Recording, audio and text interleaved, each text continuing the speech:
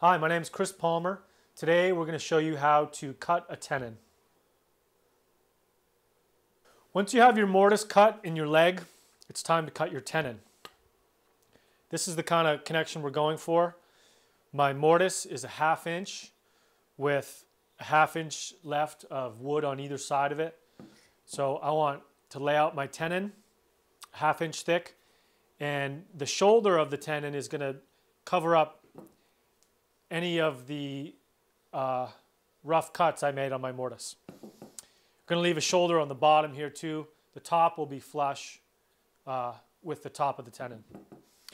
So once your stock is square and sized appropriately, you lay out the thickness of your tenon and calculate how deep of a cut you want to make at the shoulder of the tenon. These are going to be made in the cross-cut jig on the table saw. You can also do them by hand. You can also do them on a miter saw. Once I know the depth of my cut, I raise my blade to exactly that height, make my cross cuts and the cut across the bottom, and then I come back on the bandsaw and slice the cheeks of my tenon. At that point, the tenon is really close to being fit. Oftentimes, there's a little bit of fine-tuning with a hand plane or even some sandpaper. I want my tenon to be about 9/16 deep. So what I'm going to do is measure from the work side of my blade to a stop that I'm going to screw right to my cross-cut sled. Just tack it in there temporarily. And now I can index my workpiece right up against that, and time to make the cuts. Wear your safety glasses and hearing protection.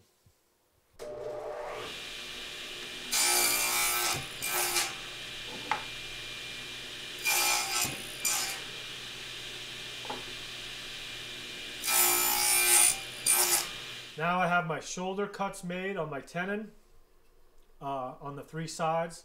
Next we make the cheek cuts where we remove this material. You can do that with a hand saw. You can do it on a table saw by standing up the workpiece vertically. Helps to have a jig for that. I'm going to do it on the bandsaw. Here we go.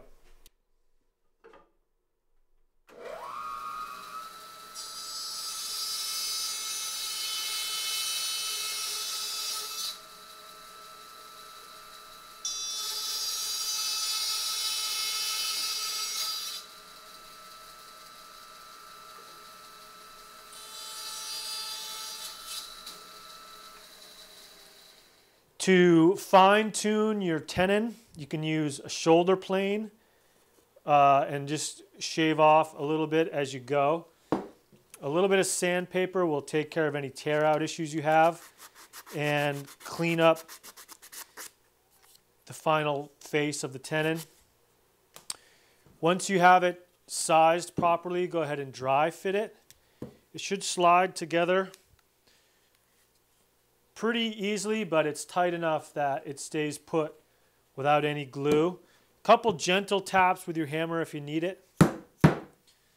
And once you're satisfied with the fit, all your joints are tight, you want to apply glue to all the cheeks of the tenon and even put a little bit inside the mortise.